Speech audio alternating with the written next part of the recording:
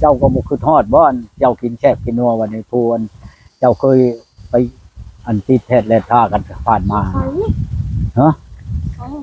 เอาในอันนี่แหละอย่างนี้ข่าวในหูในอันนี้คอยบ่ลงมาเสียงหนาแม่นอีหลีบ่หรือว่าเขาเว้า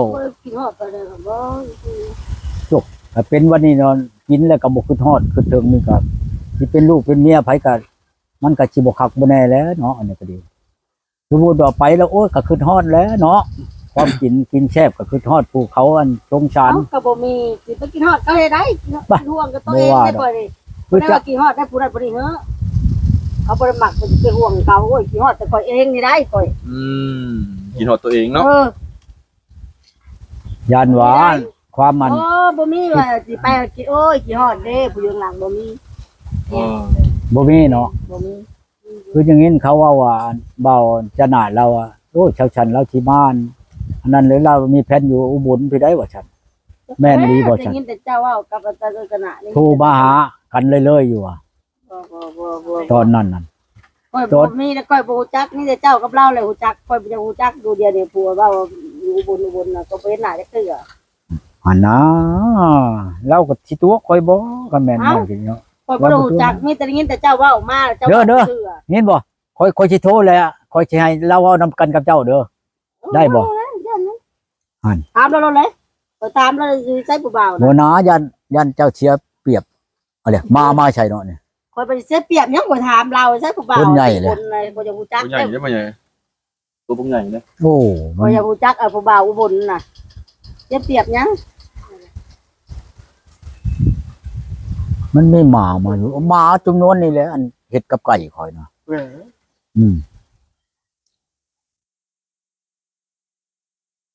เจ้าอยากได้ไก่น้อยแต่บ่ไปได้แนวไก่เจ้างามอยากได้ชำนะแต่บ่เดี๋ยวนี้มันน้อยโพดเจ้าก็จะให้ก็ได้จำนั่นก็ได้มันใจให้เพื่อเอาแล้วมันได้ลูกคนมาส่งคืนกันบ่ตายบ่ว่าดอกเอาแล้วเอาคืนกันว่าอยากได้ก็เบิ่งข่อยคอเจ้าก็พิลึกก็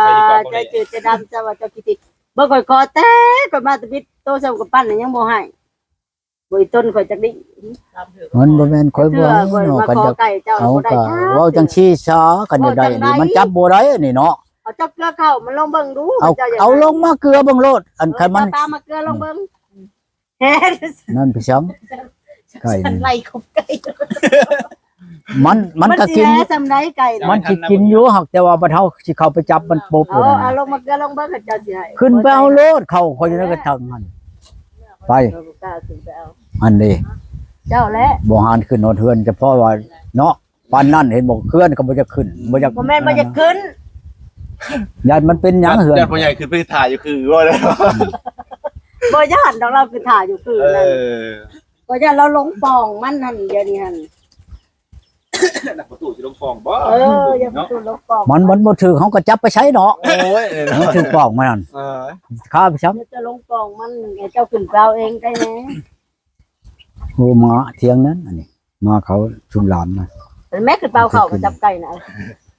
เอาโดนมันสิขือลอยลงมาใจเนาะแล้วเขาจะได้ไก่เจ้านั้นมันงามประตูบ่ได้ขายตัวนี้จักโตขอยย่ามันจับบ่ได้นะฉันคันเจ้าสิเอาแล้วมื้อใหม่มาแล้วจะบ่ได้มาบัดนี้จักมื้อใดสิได้มาข่อยอยากเอามาเลี้ยงเองข่อยเพื่อข่อยมาข่อยจะกันเว้าจังซี่แหละเนาะสิบ่ได้มาสิบ่มาจักเทื่อเอากะมาอยู่ข่อยยังเว้าว่าจังซี่ซะบ่แลลงมาหั่นน่ะแหละมื้อใดมันว่างแล้วข่อยสิโทรว่ามาบ่มื้อนี้แหละข่อยสิจับเป็นไห้น่ะคือแน่เนาะโอ้มันก็ใหญ่เบิ่แล้วไก่นี่ข่อยจะเอามื้อเลี้ยงใหญ่ข่อยก็ให้เว้าข่อยจะเอามื้อเลี้ยงเองข่อยมันสิเป็นแบบใดข่อยจะเลี้ยงเองเจ้าบ่อยากได้ตัวใหญ่เนาะอยากได้ตัวน้อยได้ตัวจำนี้ข่อยสิมื้อเลี้ยงเองมื้อเสี่ยงเองข่อยแม่นี่เนาะ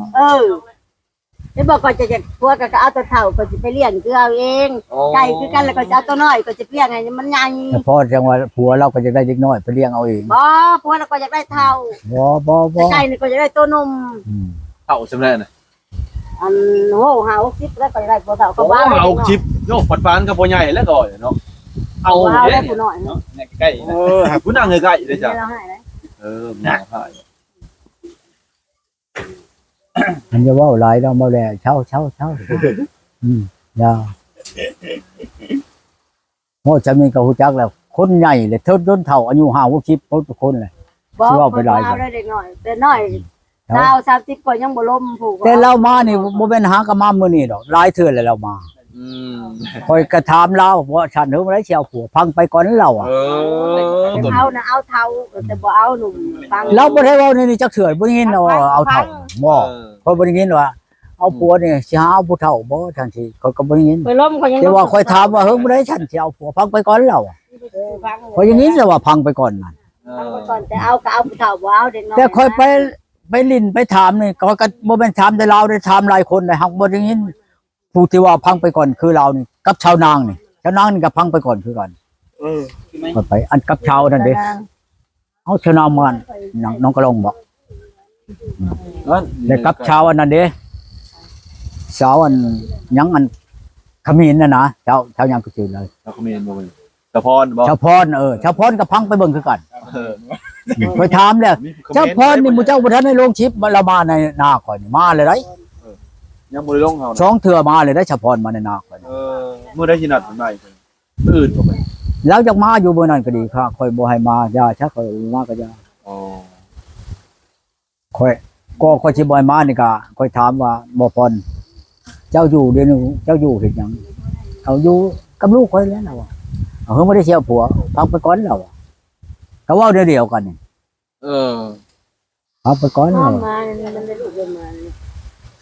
ได้ แม่ลูกอ่อนแล้วนี่นะมันเบิ่งนมมันเอาหนูจักแล้วมา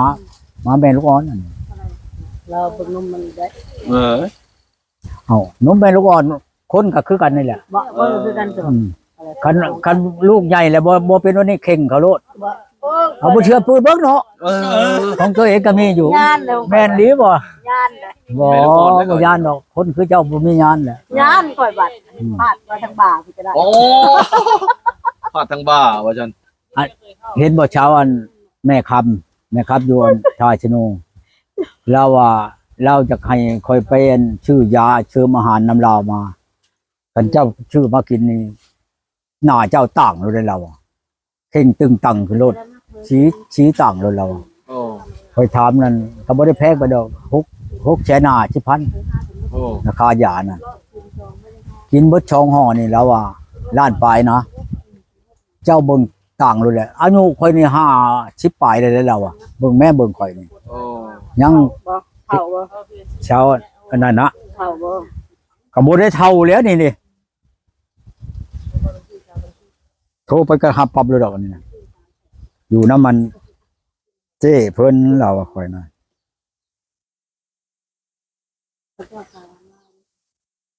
นี่เด้นี่เบาอันนี้เบานี่นั่นเบาแลนี่เบานี่แหละอันเว้ากับข่อยนั่นเจ้าสิเอาหม้ออันเช้าอยู่อันนั้นเด้เจ้าอ่านเมื่อวานนี่เด้เช้าอยู่อัน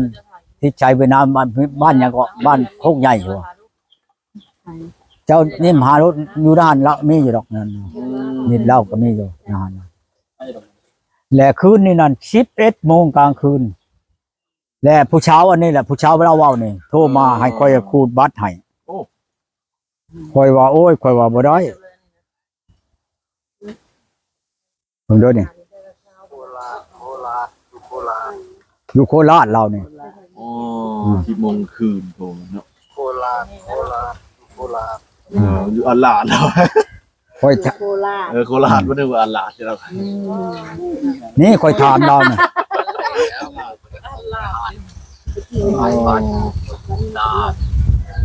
นี่ยังว่าอยู่โคราชคือจะได้บัตรชาวบ้านได้ผู้ชายจะได้บัตรนำลาว ผู้เช้านั้นจะได้บัตรน้ำข่อยแล้วอยู่โคราชข่อยว่าสิคูดกันบัตรลาวนี่ไปให้ได้บ่ข่อยว่ามันบ่ได้ได้ข่อยว่า เพราะหมายของเราหันอยู่พุ่นเลยผู้สาวหันอยากได้บัตรนำลาวแล้วเราอยากให้เจ้าซื้อให้ตายส่งไปให้เราสิส่งให้ผู้สาวต่อความหมายนั่น นี่เด้นี่ขะดองเพิ่นเลยนี่อ่านมึงรู้บ่แลอ่านมึงรู้ขะดองเพิ่นอยู่ในเทิงมันนั่นเห็นบ่ตัวหนังสือนั่น อ๋อขาดอง100 ล้านบ่ได้มาใหญ่เอ้ย 100 ล้านเอาบ่เพิ่นว่า โอ้ เว้ากระเดียกระดอแท้ข่อยว่า100 ล้านพันล้านผู้ชาวมาจะใช้กระเดียข่อย พี่น้อง ว่า บ่ใหญ่เนาะโอ้ยพี่น้องเอ้ย 100 ล้านผู้ชาวน่ะอายุ18 ปีโอ้ย เอาบ่ใหญ่ ไผเอาได้วะ แ เมื่อแล้ว นี่เด้นี่ผู้ชาวนั่นนี่ อ๋อตัวผู้สาวพุ่นน่ะ ชามคนบ่ได้หัด ไล่ลงมาเบิ่งหาผู้ชาย โอ้ตะกระดองลอยล้านเลยพี่น้องเอ้ย ไล่ลงมาอีกผู้ที่สามผู้ที่หนึ่งที่สองที่สาม ผู้ที่สองบ่นี่ ที่สองที่สามอีก โอ้มีแต่ผู้สาว3คนเนาะพ่อใหญ่เนาะ สามคนนี่แหละช่วงไม้คอยเบิ่งนี่เอาไผเลือกเอาโลดว่าชนะ ให้เลือกเอาเนาะบ่พ่อใหญ่ นี่ผู้ที่สามนั่นนี่ เห็นแล้วพ่อใหญ่ นี่แหละอยู่ชายแดนเวียดนามบ้านเพิ่นนั่น เอาโอเคพ่อใหญ่เอ้ย เออ เดี๋ยวบ่ายโมงบ่าย2เลยเดี๋ยวสิกลับบ้านก่อนพ่อใหญ่เอ้ยบัดนี้